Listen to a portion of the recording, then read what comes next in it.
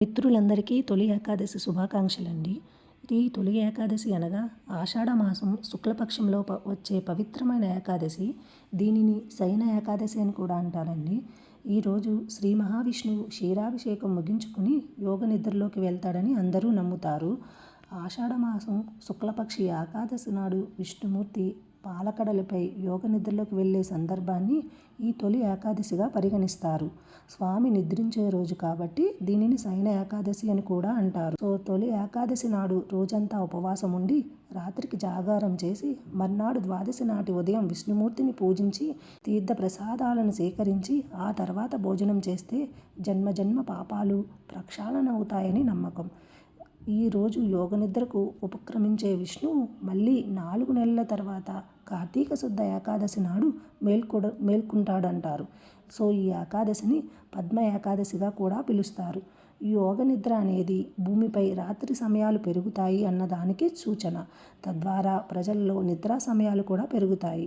భవిష్యత్తర పురాణంలో కృష్ణుడు ధర్మరాజుకు ఈ ఏకాదశి మహత్యం వివరించాడని ఉంది.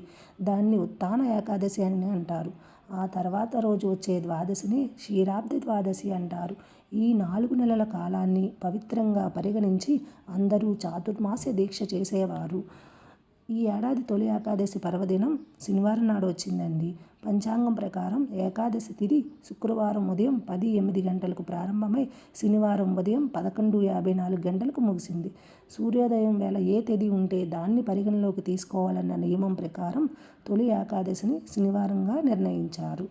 ఈ శయన ఏకాదశి ప్రాముఖ్యత మరియు విశిష్టత ఏంటంటే దక్షిణాయనంలో వచ్చే తొలి పండుగ ఇది.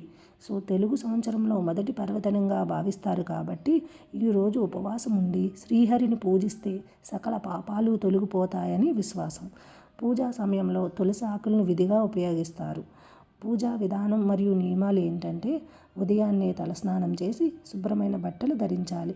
విష్ణుమూర్తితో పాటు లక్ష్మీదేవిని భక్తితో పూజించాలి.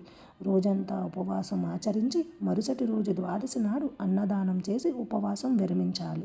ఈ పండుగకు పేలపిండిని తినే ఆచారం కూడా ఉన్నదండి. ఈ పేలపిండి ఎలా తయారు చేస్తారంటే పేలాల్లో బెల్లాన్ని యాలకులను చేర్చి దంచి ఈ పిండిని తయారు చేస్తారు. ఈ దినాన ప్రతి దేవాలయంలోనూ ఈ పేలపిండిని ప్రసాదం కూడా ఇస్తారండి.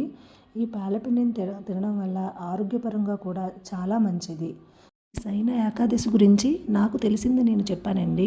ఏదైనా తప్పులు ఉంటే మన్నించండి. ఈ శయన ఏకాదశి ప్రాముఖ్యత ఇంకా ఏదైనా ఉంటే నాకు కూడా తెలియజేయండి. కొంచెం ఆ విష్ణుమూర్తి దయ వల్ల అందరూ బాగుండాలని కోరుకుంటున్నాను. అందులో నేను కూడా ఉండాలని